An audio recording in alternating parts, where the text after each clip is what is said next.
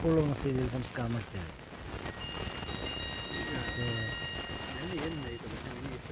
ನಮಗೆ ಗೊತ್ತಿಲ್ಲ, ನಾವು ಮನೆಯಲ್ಲಿದ್ದೇವೆ. ಮನೆಯಲ್ಲಿದ್ದ ಸಮಯದಲ್ಲಿ ಒಂದು 8 ಗಂಟೆಗಳಿದ್ದಬಹುದು. ಆಗ ಒಂದು ಫೋನ್ ಬಂತು, ಹೀಗೆ ಹತ್ಯೆ ಆಗಿದ್ದಾರೆ ಅಂತ. ನಮಗೆ ಎಲ್ಲ ಬೇಸರ ಆಯಿತು. ಏನು ಕೇಳಿ ನೋಡುವಾಗ ಇಬ್ಬರು ಬಂದು ಒಂದು 7:30 8 ಒಳಗೆ ಇಬ್ಬರು ಬೈಕಿನಲ್ಲಿ ಬಂದು ಬಿಸತಿ ಹಾಕಿದ್ದಾರೆ. ನಮಗೆ ಏನು ವಿಷಯ ಗೊತ್ತಿಲ್ಲ. ಅವನು ಹಾಗೆ ಹೋಗುವವನು ಅಲ್ಲ, ಒಂದು ಚಟುವಟಿಕೆಯಲ್ಲಿ ಇರುವವನು ಅಲ್ಲ. ಬಡಪಾಯಿ ಅಂದರೆ ಅವನ ಜೀವನಕ್ಕೆ ಬೇಕಾದಷ್ಟು ಸ್ವಲ್ಪ ದುಡಿದು ಅಂಗಡಿಯಿಂದ ಅವನು ಹೋಗ್ತಾನೆ. ಬೆಳಿಗ್ಗೆ ಬರ್ತಾನೆ, ಅಂಗಡಿ ಬಾಗಿಲು ತೆಗೆಯುತ್ತಾನೆ, 9ಕ್ಕೆ ಮನೆಗೆ ಹೋಗಿ ಚಹಾ ಕುಡಿದು ವಾಪಸ್ ಬಂದು ದುಡಿಯುತ್ತಾನೆ. ಯಾರ ಒಬ್ಬರಲ್ಲೂ ಅವನು ಮುಲಾಜಿಂದ ಏನು ಮಾತಾಡೋದಿಲ್ಲ, ಜೋರಾಗಿ ಮಾತಾಡೋದು ಮಾಡೋದು. ಬರೀ ಒಳ್ಳೆಯ ಹುಡುಗ, ಏನು ಎಲ್ಲರಿಗೂ ಬೇಕಾದವನು. ಅಲ್ಲಿ ಹಿಂದೂ, ಮುಸ್ಲಿಂ, ಕ್ರಿಸ್ತ ಏನು ಭೇದವಿಲ್ಲ, ಎಲ್ಲರೂ ಅವನಿಗೆ ಬೇಕು, ಅವನು ಎಲ್ಲವರಿಗೆ ಬೇಕು ಅಂತ ಹುಡುಗ. ಅವನಿಂದ ಈಗ ಅವನು ಯಾವೊಂದು ಚಟುವಟಿಕೆ ಹೋಗುವನಾದರೂ ಸಂಶಯ ಇರಬಹುದು. ನಾನೇ ಹೇಳ್ತೇನೆ, ಹಾಗೆ ನೀನು ಅದಕ್ಕೆ ಹೋಗಬೇಡ, ಇದಕ್ಕೆ ಹೋಗಬೇಡ ಅಂತ ನಾನು ಹೇಳುವ ಅಗತ್ಯ ಇಲ್ಲ. ಕಾರಣ ನಾವು ಒಂದು ತಂದೆಯ ಮಕ್ಕಳು, ಯಾವ ಶಾಂತಿ ಪ್ರಿಯರು, ಯಾವ ಗಲಾಟೆಗೆ ಹೋಗುವವರಲ್ಲ. ಜೊತೆಗೆ ಅವನು ಏನೂ ಇಲ್ಲ, ಅವನ ಅಷ್ಟಕ್ಕೆ.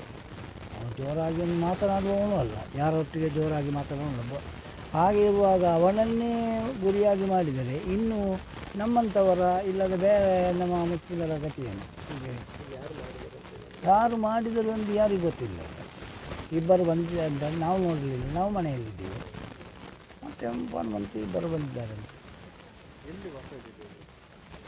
ನಮ್ಮ ವಾಸ ಕೂಳುವಲ್ಲಿ, ಅವನು ಕೃಷ್ಣಾಪುರ. ಮನೆಯಲ್ಲಿ ಯಾರೂ ಇಲ್ಲ, ಅವನು ಹೆಂಡತಿ, ಒಂದು ಮಗು ಅಷ್ಟೇ, ಯಾರೂ ಇಲ್ಲ. ಅಂಗಡಿ ಅವನ ಹೆಂಡತಿ ಫ್ಯಾಮಿಲಿ ಅವರ ಭರ್ತಿಯಿಂದ ಬಾಡಿಗೆ ಇಲ್ಲ, ಸ್ವಲ್ಪ ಒಂದು 5 ನಿಮಿಷ ಅಷ್ಟೇ. 9ನೇ ಬ್ಲಾಕ್ನಲ್ಲಿ ಇವನು ಇರೋದು. ನೈತಂಗಡಿ 7th ಬ್ಲಾಕ್, 4ನೇ ಬ್ಲಾಕ್ ಉಂಟು, 4th ಬ್ಲಾಕ್ನಲ್ಲಿ. ಯಾವ ಸಂಘಟನೆ ಇಲ್ಲ, ಒಂದು ಸಂಘಟನೆ ಇಲ್ಲ. ಅವನ ಕೆಲಸ ಆಯಿತು, ಅವನಾಗಿದೆ ಅಷ್ಟೇ. ಎಲ್ಲರೂ ಜಲೀಲಕ ಕರೀತಾ ಇದ್ದಾರೆ. ಅವನಿಗೆ ಅವನಿಗೂ ಸಹ ಕೋಪರವನು ಅಲ್ಲ, ಇನ್ನೊಬ್ಬನಿಗೆ ಏನು ಹೇಳುವವನು ಅಲ್ಲ ಅಂತ. ಬಡ ಅಂಗಡಿ ಇಟ್ಟುಕೊಂಡು ಸಾಧಾರಣ ಒಂದು 10-15 ಒಳಗೆ ಅಷ್ಟೇ. ನಮಗೆಲ್ಲರಿಗೆ ನಮ್ಮಲ್ಲ, ಅವನಿಗೆ ಶತ್ರು ಎಂದು ಯಾರೂ ಇಲ್ಲ. ಯಾರೊಬ್ಬ ಶತ್ರು ಎಂದು ಅವನಿಗೂ ಇಲ್ಲ, ಅವರಿಗೂ ಇಲ್ಲ. ಅವನಷ್ಟು ಬೆಟರ್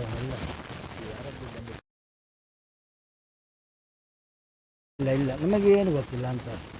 ಏನು ತೊಂದರೆ ಕೊಟ್ಟಿದ್ದಾನೆ ಇವನಿಗೂ ಇಲ್ಲ, ಅಂಥ ವಿಷಯ ನಮಗೇನು ಗೊತ್ತಿಲ್ಲ, ನಮಗೆ ಗೊತ್ತಿಲ್ಲ. ಇದು ರಾಜಕಾರಣಕ್ಕಾಗಿ ಆಗಿರಬಹುದು,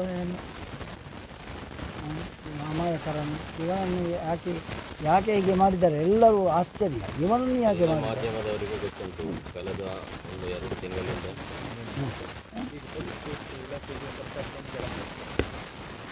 ನಮಗೆ ನ್ಯಾಯ ಬೇಕು. ನಮಗೆ ನೈಜ ಆರೋಪಿ ಯಾರು ಅವರನ್ನು ಹಿಡಿಕೊಳ್ಬೇಕು. ಯಾರನ್ನು ಹಿಡಿದು ಬೇಡ, ಯಾರ್ಯಾರನ್ನು ಕೊಂಡೋಗಿ ಜೈಲಿಗೆ ತಳ್ಳುವುದು ಯಾಕೆ? ನೈಜ ಆರೋಪಿ ಯಾರು, ಇವನು ಯಾಕೆ ಇವನು ತೆಗೆದಿದ್ದಾರೆ, ಅವರನ್ನು ಹಿಡಿದು ಪೊಲೀಸರಿಗೆ ನಮಗೆ ನ್ಯಾಯ ಬರಬೇಕು ಅಷ್ಟೇ. ಮೊಹಮ್ಮದ್ ನಾನೊಂದು ಗುರುಗಳು.